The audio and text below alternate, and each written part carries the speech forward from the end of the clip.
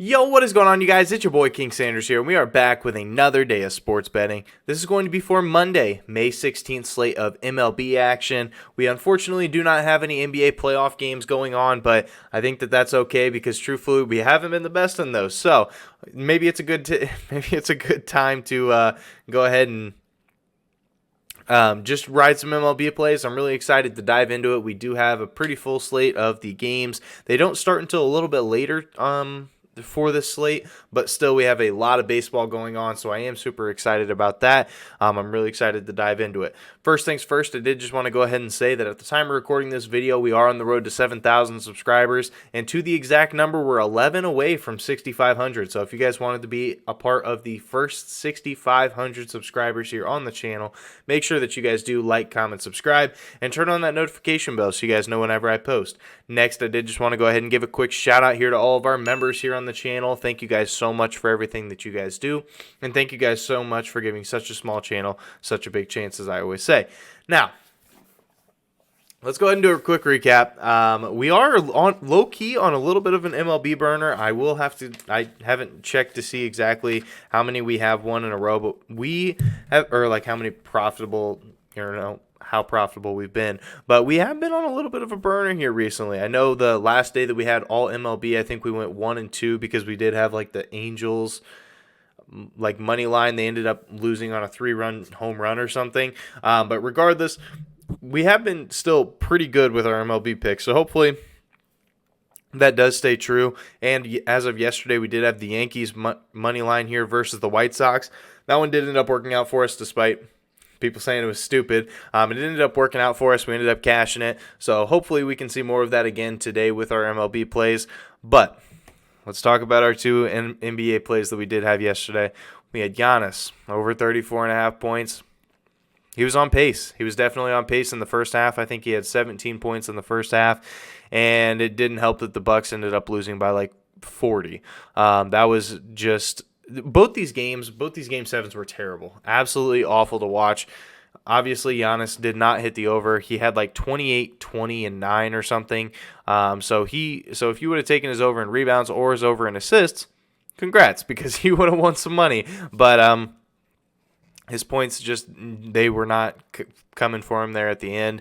And obviously, he did get taken out pretty early because they were down by like 40. So it is what it is. But then this is the one that hurts the most.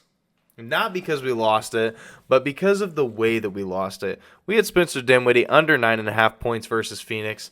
Now, I just want you guys to think about it. Spencer Dinwiddie's been in the league for a pretty decent amount of time. He's hopped around between a couple different teams. How many times do you guys think has Spencer Dinwiddie hit 20-plus points in the first half? I'll let you guys think about it. Just take a guess. He has had 20-plus points in the first half 2 times in his career before today, and one was back in 2019, and one was with the Wizards earlier. I believe it was at the beginning of this season. I can't remember. That one I might have to fact check. But regardless, he has hit 20-plus in the first half twice. He decided to do that in this game. And not only that, he ended up dropping 30 points, and he only played like 26 minutes. So he barely even played a half of basketball and dropped 30. He had a career night. Not to mention, they ended up breaking records too. Luka Doncic and Spencer Dinwiddie are the first set of teammates since Kobe and Shaq to each drop 30-plus points in a playoff game. Or in a Game 7, In a Game 7. I mean, that is just so unlucky. That is so unlucky. A guy comes off the bench scoring 30. He barely missed all night long, and they end up winning by like 50. It wasn't even close. So that one did end up losing for us, but it is what it is. That one's just a really, really tough beat. Shout out to Spencer Dinwiddie. He played absolutely fantastic, so I got to give my props where it's due, but man, that one hurt. So let's go ahead and dive into today's plays, though. Our first play of the day, we're taking the Nationals and the Marlins over 7 runs here at minus 115 odds. Now, Washington on the road this year has been really good to the over. They are 10-3-3 to the over, which is the best percentage-wise in the entire MLB. And also, Aaron Sanchez has not had a very good start to the year. He has had a 7.58 ERA to start off the year, which obviously is not very good. So hopefully he does keep that up once again. But so the Washington, they do score a lot of runs on the road. They also give up a lot of runs on the road. And Aaron Sanchez hasn't had a great start to the year.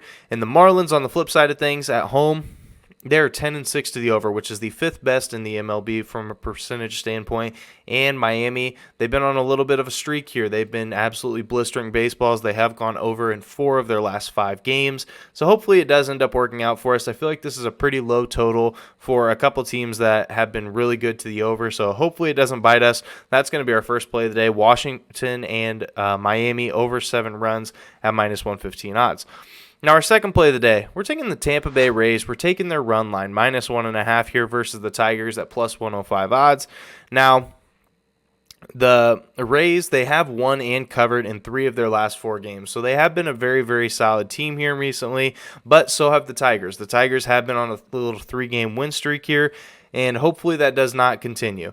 The Rays, after a win, which they did end up having in their last game, they are 11-9 to the run line. So, that is not a huge edge, but it is a little bit of one.